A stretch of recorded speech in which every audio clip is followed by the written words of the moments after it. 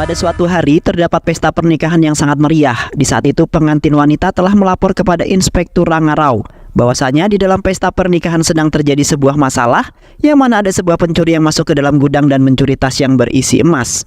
Sementara itu orang-orang mencoba mendobrak dan mencongkel pintu gudang tersebut agar bisa masuk ke dalam lalu menangkap pencuri itu.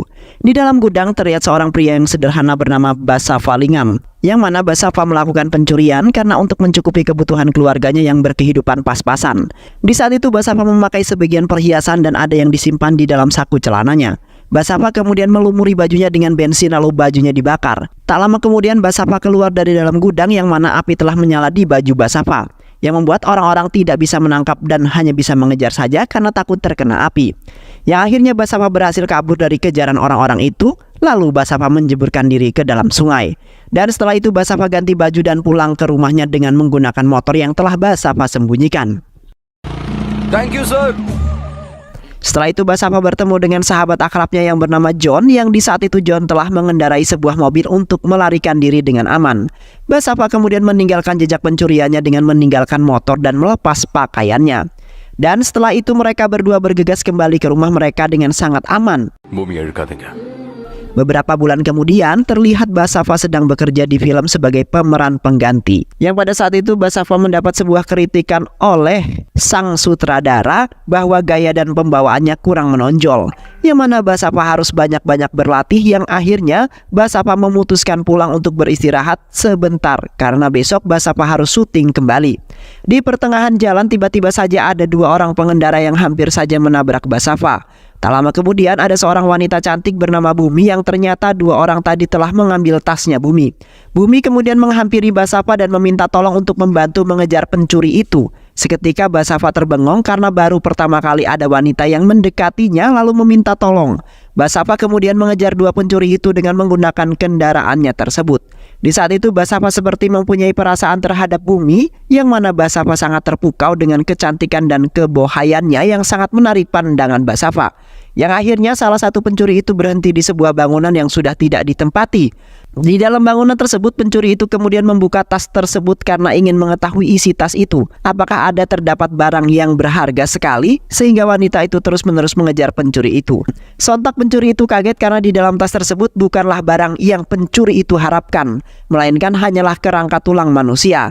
Pencuri itu kemudian meninggalkan tas tersebut dan tak lama Basafa menghampiri tas itu. Basafa kemudian membuka tas itu dan seketika kaget karena isinya adalah kerangka manusia. Seketika itu Basafa langsung memberikan pandangan yang sangat aneh terhadap Bumi. Bumi kemudian menghampiri Basafa dan dengan perasaan canggung Bumi berterima kasih karena telah menolongnya. Setelah itu Bumi pergi karena ada sebuah urusan lain yang harus dikerjakan. Namun Basafa masih heran dengan apa yang telah Basafa lihat.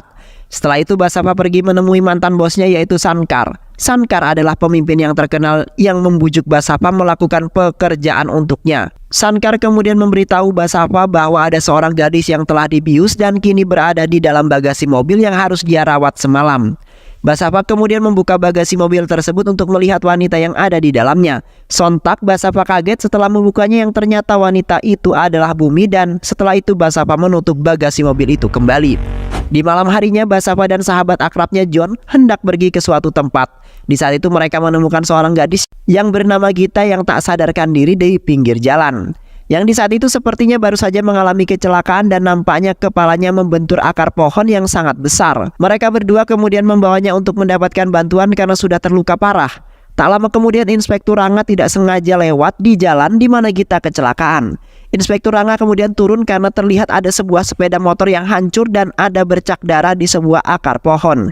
Inspektur Ranga kemudian mengecek darah tersebut, yang ternyata hanyalah darah ayam, yang mana Gita hanya berpura-pura saja dan akan membunuh pengendara yang menolongnya. Inspektur Ranga kemudian menghubungi polisi yang lain untuk memeriksa setiap bau tangan pengendara di pos pemeriksaan. Yang pastinya pengendara tersebut membopong Gita ke dalam mobil. Di sisi lain para polisi segera mengidentifikasi pengendara yang lewat di pos pemeriksaan. Sementara itu Basafa kebetulan lewat di jalan yang sedang mengadakan pemeriksaan. Tak lama kemudian polisi akhirnya menemukan pengendara yang dikatakan oleh Basafa yang mempunyai bau darah ayam di tangannya. Basafa kemudian langsung tancap gas karena Basafa takut ingin ditangkap karena Basafa tidak mengetahui apapun. Yang akhirnya Basafa berhasil lolos dari kejaran polisi dan berhenti di dalam hutan. Di malam itu ada satu kunang-kunang ajaib yang hinggap di atas mobilnya Basava. Basava kemudian mengikuti kunang-kunang tersebut karena sepertinya memberikan sebuah petunjuk, dan benar saja kunang-kunang itu membawa Basava untuk melihat ke sudut hutan yang di saat itu dipenuhi kunang-kunang yang sangat megah yang telah menerangi jalan setapak itu. Basava dan John kemudian berkendara menelusuri jalan tersebut karena ingin mengetahui arah jalan itu. Tak lama kemudian Basava dan John sampai di sebuah desa misterius yang bernama Bhairapakona. Mereka berdua kemudian meneruskan perjalanan mereka dan memasuki pedesaan tersebut. Namun di saat itu seorang pria aneh berada di atas mobil mereka lalu memperingatkan mereka berdua bahwasanya tidak akan ada jalan keluar begitu mereka memasuki desa itu. Tetapi mereka berdua tidak memperhatikan pria itu dan tetap meneruskan perjalanan mereka. Di saat Basava dan John telah memasuki desa Bhairapakona, terlihat di mana mereka melihat orang-orang aneh menyembah dewa Bhairava. Dan mereka berdua juga telah melihat ada dua orang yang diikat di tiang dan dipecuti yang nantinya akan dijadikan sebuah persembahan. Mereka kemudian bertanya dengan salah satu penduduk di sana yang mana mereka ingin bertemu dengan Dr. Narapa. Dikarenakan mereka harus merawat Gita yang sedang terluka karena setelah mengalami sebuah kecelakaan. Basava dan John kemudian meminta kepada Dr. Narapa untuk merawat Gita yang sedang pingsan. Anna, என்னாச்சுன்னு தெரியல. எவ்வளவு ட்ரை பண்ணாலும் Di saat itu Dr. Narapa awalnya menolak permintaan mereka berdua karena tidak pernah merawat wanita. Namun Basava memaksa dan akan membunuhnya jika Dr. Narapa tidak ingin menuruti permintaan mereka. Yang akhirnya Dr. Narapa merawat Gita dengan sangat terpaksa. Di saat itu Basava sedang sibuk dengan teleponnya yang mana Basava mendapat panggilan dari seorang namun sinyalnya tiba-tiba saja menghilang. Basava kemudian pergi ke hutan untuk mencari sinyal agar Basava bisa menghubungi orang tersebut, dan di saat itu pun Basava telah diawasi oleh seseorang yang berpakaian hitam dan sebagian wajahnya tertutup. Sementara itu John seharusnya mengawasi Narapa dan Gita yang masih menjalankan sesuatu hal. Di saat itu John tiba-tiba saja mendengar suara seseorang wanita aneh yang menangis di tengah hutan. John kemudian terus mengikuti suara tersebut sehingga John semakin jauh masuk ke dalam hutan. Tak lama kemudian John menemukan seorang gadis yang sedang menangis di tengah hutan sendirian. John kemudian menghampiri gadis tersebut lalu menampakkan gadis tersebut yang menangis di hutan sendirian. Gadis itu kemudian mengatakan bahwa ia kesepian dan membutuhkan teman untuk diajak berbicara. Dan gadis itu pun memeluk John dan ingin mencium John yang mana gadis itu mengatakan bahwa ia mencintai John. Namun di saat itu John terkejut karena gadis itu tiba-tiba saja menghilang dari pelukannya. Di samping itu Dr. Narapa terkejut dengan Gita yang telah mengusap darah di kepalanya. Dan di saat itu pun Gita nampak sehat dan tidak mengalami luka apapun di tubuhnya. Gita kemudian memukul kepala Dr. Ayurveda lalu pergi dari ruangannya Dr. Narapa. Ketika John dan Basava kembali ke tempat di mana mereka berada tadi, terlihat mobilnya sudah menghilang dari tempat tersebut yang ternyata Gita sudah melarikan diri dengan mobil dan tas yang berisi perhiasan hasil curiannya. Sementara itu, di pertengahan jalan Gita menabrak seorang pria aneh yang sedang mengendarai sepeda. Gita kemudian hendak turun untuk membantunya karena Gita tidak sengaja menabraknya. Namun Gita memutuskan untuk tidak membantunya karena pria aneh itu memberikan tatapan yang sangat aneh. Dan setelah itu Gita melanjutkan perjalanannya kembali. Di pertengahan jalan, Gita diikuti oleh pria aneh yang tadi tidak sengaja telah tertabrak. Yang mana pria aneh itu memanggil teman-temannya yang di saat itu telah mengejar Gita dengan menggunakan sepeda. Yang akhirnya Gita dikepung oleh orang-orang aneh itu dan Gita tidak bisa pergi kemana-mana lagi. Tak lama kemudian Basava, John dan Dr. Narapa telah menemukan Gita yang pingsan di tengah-tengah patung besar. Basava kemudian menanyakan mengenai mobil dan tas yang berisikan emas kepada Gita. Gita kemudian mengatakan bahwasannya mobilnya telah diambil oleh orang-orang aneh. Di saat itu Gita telah dibuat pingsan oleh mereka. Sontak Basava sangat marah sekali karena Gita terlalu serakah yang kini semuanya telah hilang. Dan setelah itu mereka memutuskan untuk mencarinya kemana-mana. Setelah itu mereka berempat pergi ke sebuah tempat yang mana di sana terdapat seorang wanita bernama Peddhamma, yang mana Peddhamma bisa memberikan jalan keluar untuk menyelesaikan masalah yang telah menimpa desa mereka. Dan supaya Basava, John dan Gita bisa keluar dari desa tersebut dan pulang ke rumah dengan selamat. Tak lama kemudian ada seorang gadis kecil yang memanggil Basava untuk masuk ke dalam tersebut. Di saat itu Basava bertemu dengan Peddhamma yang sedang melakukan ritual agar tongkatnya semakin sakti. Peddhamma kemudian mengatakan bahwa jika mereka bertiga ingin keluar maka mereka harus membantu Bumi dalam melakukan segala hal. Yang mana Bumi ada sangkut pautnya dengan masalah desa tersebut dan kalian juga bisa keluar dari desa itu. Seketika itu Basava langsung mengingat kejadian di waktu itu, yang mana Basava telah mengurung Bumi atas perintah mantan bosnya yaitu Sankar. Sankar telah menjanjikan Basava akan memberikan uang yang sangat banyak jikalau tugasnya berhasil. Yang akhirnya Basava terpaksa untuk menahan Bumi untuk sementara waktu karena belum mendapat perintah dari bosnya.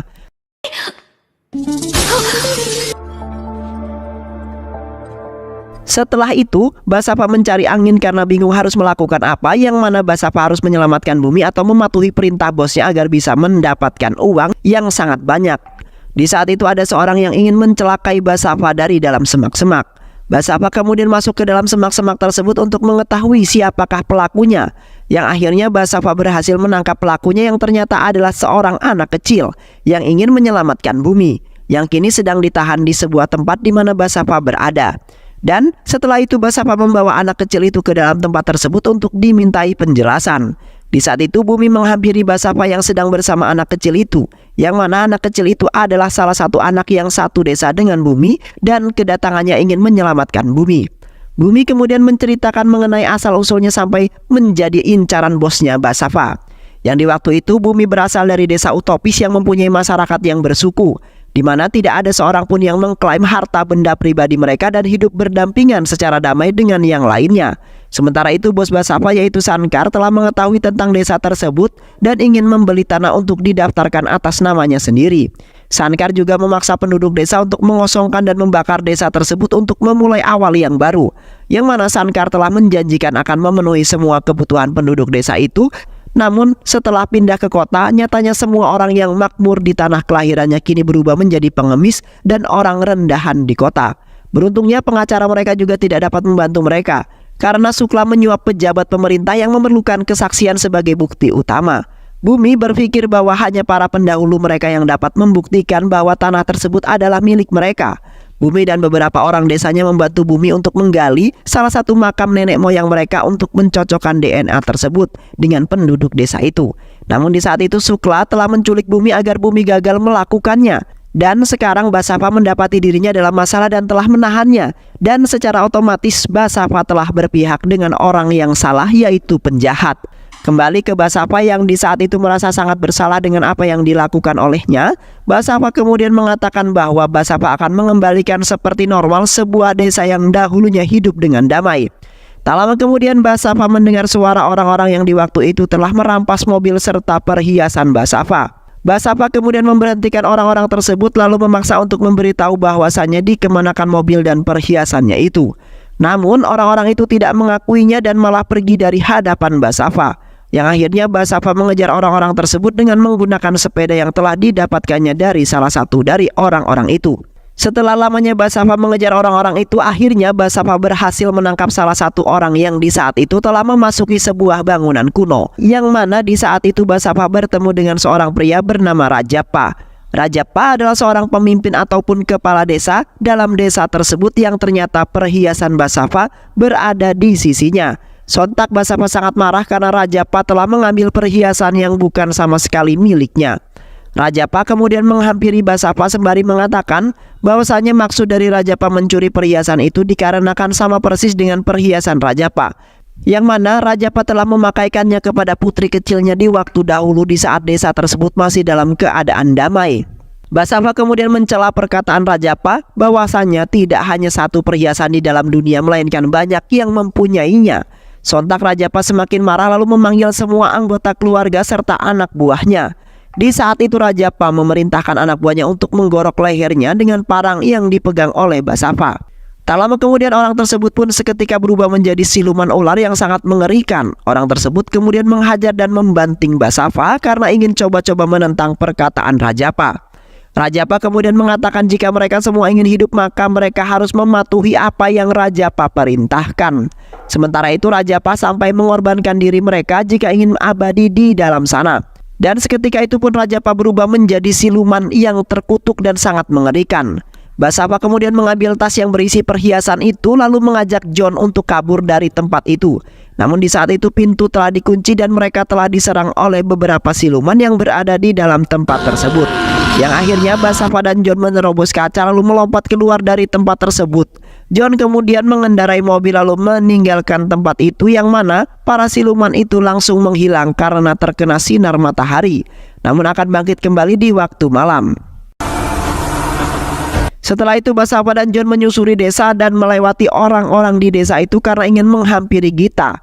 Terlihat orang-orang tersebut juga ikut-ikutan terbakar dan menghilang karena mereka terkena sinar matahari. Dan di saat mereka sudah bertemu dengan Gita dan Narapa, yang seketika itu Narapa juga ikut terbakar dan menghilang. Namun naasnya orang-orang telah mencuri perhiasan mereka itu lagi-lagi merampas tas tersebut. Dan setelah itu langsung masuk ke sebuah lubang teleportasi. ராத்திரி இருக்கிறவங்க காலைல மாயமா Setelah itu mereka mengikuti seorang pria aneh yang menuju ke sebuah bangunan tua. Tak lama kemudian mereka sampai di ruangan bawah tanah yang merupakan tempat sesembahan mereka. Orang-orang aneh itu kemudian mengatakan bahwa Rajapa adalah pemimpin para siluman yang berada di desa ini. Di waktu itu ada beberapa orang yang berkunjung di desa tersebut ingin menelusuri lebih dalam mengenai desa yang sangat misterius itu. Yang mana salah satu dari mereka telah ditangkap oleh anak buah Rajapa yang menggunakan pakaian serba hitam. Yang setelah itu akan dijadikan tumbal untuk sesembahan dewa mereka dan bisa menambah kekuatan mereka. Sementara itu, Pedama mempunyai tongkat ajaib yang kekuatannya bisa melebihi kekuatan Rajapa. Setelah itu mereka bertiga pergi ke desa sebelah untuk mencari informasi mengenai Rajapa dan desanya. Dan di saat itu mereka telah memaksa seorang pria untuk menceritakan mengenai asal-usul Rajapa. Yang mana di waktu itu Rajapa mempunyai seorang gadis kecil yang sangat imut dan baik hati. Di saat itu Rajapa telah membelikan gadisnya sebuah kalung sebagai hadiah. Namun di sisi lain saudara Rajapa sangat iri karena Rajapa telah membeli perhiasan yang sangat indah dan sangat mahal.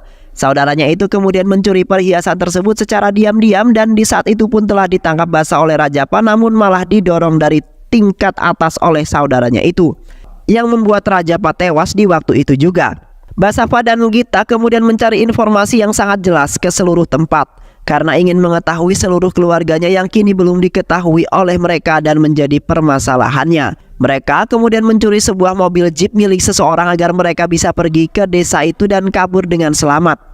Di malam harinya Basava, John, dan Gita sampai di desa tersebut, di mana para penduduk desa itu keluar dari lubang teleportasi yang menjadi tempat persembunyian mereka di pagi hari dan seperti biasa mereka melakukan sesembahan terhadap Tuhan mereka di malam harinya. Sementara itu Pedama memerintahkan pria botak itu untuk menjalani sebuah ritual untuk meningkatkan kekuatan tongkatnya yang mana agar Pedama bisa mengetahui lebih jelas mengenai bahaya-bahaya yang akan datang. Serta Pedama bisa melindungi penduduk lainnya dari kejahatan yang bisa datang kapanpun. Di sisi lain Basava dan John mendatangi tempat di mana Rajapa bertempat. Di saat itu mereka tidak sengaja melihat Rajapa sedang berbincang-bincang dengan Dr. Narapa. Namun di saat itu tangan John digigit serangga yang membuat John berteriak sekencang-kencangnya. Sementara itu mereka berdua langsung menghampiri Basava dan juga John. Basava kemudian mengatakan bahwa mereka telah menemukan ayahnya ketika mereka melihat Rajapa berbicara dengan Dr. Narapa. Rajapa kemudian menemukan mereka menyelinap dalam percakapan pribadinya. Sontak Rajapa kemarahannya menghujani Basava yang menceritakan keluarganya itu.